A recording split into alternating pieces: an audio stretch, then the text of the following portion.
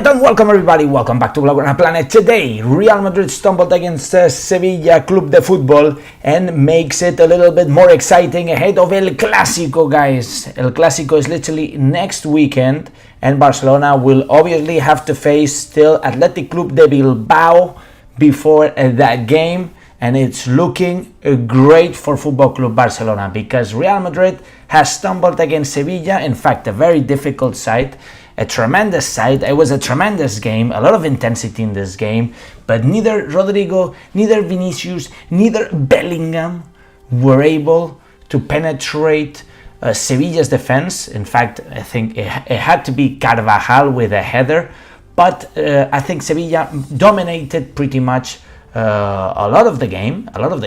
There was some instability there, some runs from, of course, Bellingham, from, of course, Vinicius, and two goals that were ruled out by the referee. Two Real Madrid goals. One of them was a foul, and the other one was a little bit of a confusion for the referee, and it was an offside. Okay, so the first one, it was the confusion on the referee and was a foul, and the second one was an offside. Therefore, Real Madrid, they're always barking. You know these people. They're barking and barking and barking, always talking about the referees.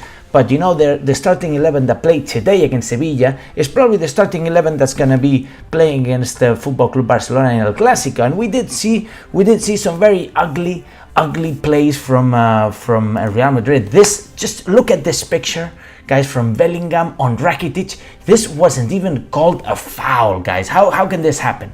How can this happen? Look at this foul. This is disgraceful, to be honest. I cannot believe these guys are getting literally availability to break legs, to push people, to punch people, to do whatever they want, because there's literally a Real Madrid fanatism spread throughout La Liga, spread throughout the president of La Liga, spread throughout the press. Even the King of Spain is a Real Madrid supporter, so it's a big problem. But Barcelona always remains, guys. Let's look at the starting 11 of Real Madrid, because this is probably the starting 11 of El Clásico. Mendy, Alaba, Rudiger, Carvajal, of course, Kepa in goal, Toni Kroos, Tchouaméni, Valverde, Rodrigo, Vinicius, Bellingham. Let's start from the top.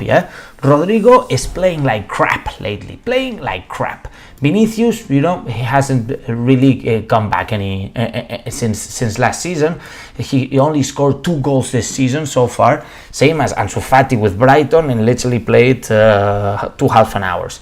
Bellingham, of course, he has been on fire, but certainly the fire has been put out recently. But he's really creating a lot of danger, so I think it's going to be a key for us to block Bellingham, especially. Toni Kroos, I think, is quite quality. You could add Camavinga instead of Toni Kroos. Tchouaméni is certainly underperforming, and Valverde is quite dangerous here on this side, and we'll see in just a second in which way we can we can break this down.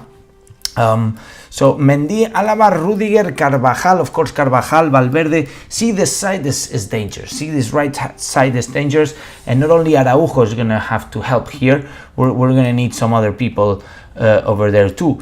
We were quite unlucky that Rudiger didn't see the yellow card, because if Rudiger was seeing the yellow card, then Rudiger would have been out for El Clásico, and Tchouaméni should have been playing as a center back, which would have been amazing. I know, maybe Nacho would play there.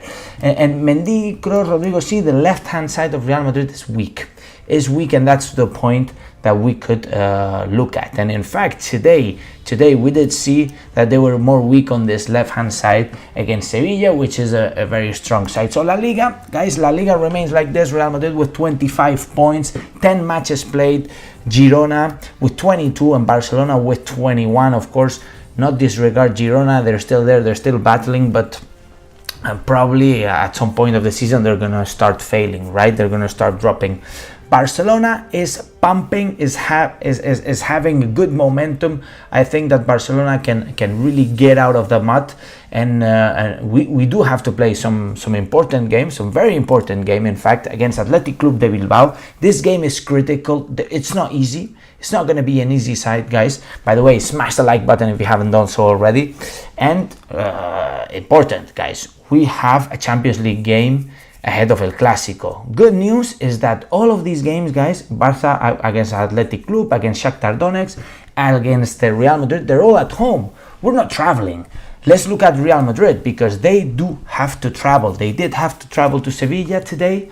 They're going to have to travel to Portugal to play against Braga, and they're going to have to travel to Barcelona. Want it or not, guys, look, it's literally Tuesday they're playing in the Champions League, and then on Saturday it's literally after 3 days, and after 4 days there is each game. They have a flight as well, and that's not going to be easy for them. We have an advantage certainly playing at home, and it's looking good, guys. If Barcelona win against Athletic Club de Bilbao tomorrow, we will be just 1 point behind Real Madrid. 1 point behind Real Madrid with 24 points, and if we beat them in El Clásico, we go on top of La Liga, baby. This is our moment, guys, and this we should do it. How are we gonna be lining up? Well, this is my best guess, guys. This is my best guess, and this would be my bet. Ter Stegen on goal, Balde, Christensen, Araujo, Cancelo, and certainly remember, guys, Real Madrid is weak on the left-hand side and strong on the right-hand side. Okay, so our right-hand side needs to be very strong here. Araujo supporting Cancelo. You know, you could maybe even see Íñigo Martínez coming in and Cancelo not even starting the game, but Cancelo has been playing so well that maybe Araujo can be defending here, or maybe Romeu can be helping out, you know, just to stop Vinicius, because I was thinking, what if we had Koundé, then I would understand that you don't play Cancelo and you play Koundé instead. But the problem is that you don't have Koundé, you have Íñigo Martínez, but Íñigo Martínez hasn't been really on shape lately. I don't see the guy playing in El Clásico, to be honest. But I see Romeu playing very strong, you know, and maybe Romeu can help over there. Of course, having Gavi here helping out. Gavi, we know who he is, we know how he is. I see your comment, bro. Messi, Jailin Messi saying Lewandowski is injured. Well, Xavi said in the press conference today that he believes that Lewandowski will be in El Clásico. That's why I'm following Xavi's comments. But of course, Lewandowski is really injured right now. But you know, Xavi's saying that he believes that he will be. But anyways, you could have Ferran Torres on top or Lewandowski. I think Lewandowski could easily play. Lewandowski is not too hurt, you know. Joao Felix, Lamine Yamal there on the right hand side, Joao Felix on the left. I think this is impressive, guys. These two sides over here, I think that we can do a lot of damage. And Gundogan, man, I'm telling you guys, Gundogan is one of the best signings of the summer transfer market. Believe it or not, guys, if you get cost to quality ratio, so how much money we spent for the quality of the player that you're getting, man, Gundogan is certainly the best signing of the summer transfer market. You could argue Bellingham, yeah, but they paid. How much did they pay? You know, Gundogan, how much did it cost? Zero, and he is amazing, guys, amazing player. To me, this would certainly be the lineup for El Clásico, taking into account we have injuries of Pedri, Frenkie de Jong, and a few more. But looking at this team, I believe. I'm a little bit afraid, in fact, about Lamine Yamal, because thinking about Lamine Yamal, it's a Clásico, you know. They're gonna be punching these people from Real Madrid, and we know how referees are. They're gonna let them do whatever they want. So maybe Ferran Torres on the right hand side. We will see. You know, Ferran Torres at the end of the day is going on strong, and I really like the player. And let me tell you what, Fermín López, man, I forgot about Fermín López, but you could easily add Fermín López if Gavi is too tired by the end of the game, or we're losing the game. You can remove Romeu, add Fermín López somewhere here, right? You kind of do this, you know, just be creative. At the end of the day, add Lamine Yamal, Gavi here, something like this if we're losing the game. But anyways, guys, I'll leave it down up to you. Let me know in the comments down below what you guys think. It's good. It's time to celebrate. Tomorrow Barcelona needs to win so we can be behind Real Madrid for only 1 point, all staked on El Clásico. Guys, make sure to smash the like button, subscribe if you haven't done so already. And as I always say, Visca el Barça, Visca Catalunya, and see you in the next video. Vamos Barça!